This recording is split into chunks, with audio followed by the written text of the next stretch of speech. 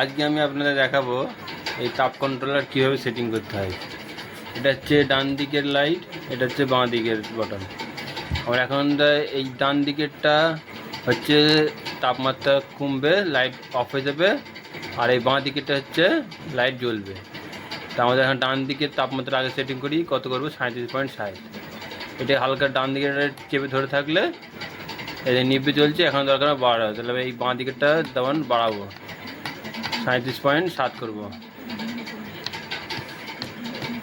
এই 3 আছে, 4 হলো, 5 হলো, 6 হলো, এই 7 হলো, এই ছেড়ে দিলাম।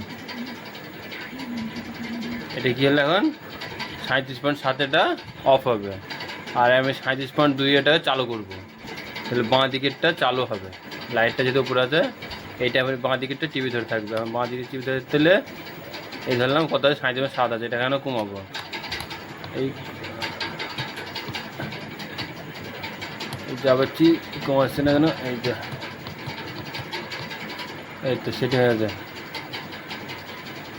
এটা এখন অফ হয়ে আছে। এটাকে 37.2 করতে হবে।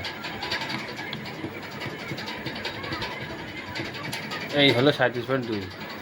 37.2 হলে এটা চালু হবে, 37.7 হলে এটা বন্ধ হবে। ঠিক আছে, এই দেখেন এবার আমি আপনাকে লাইভ প্রুফ দেখাবো।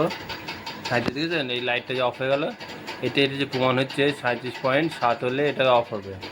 এবার দেখবেন 37.2 হলে এটা অটোমেটিক কমে যাবে, আর যেহেতু ভেতরে তাপটা বেশি আছে তাই 37.8 দেখাচ্ছে। এবার আমরা দেখে নেবো এটাকে, যেহেতু আমার পুরো সেটিং করা আছে তাই একটু সময় আছে।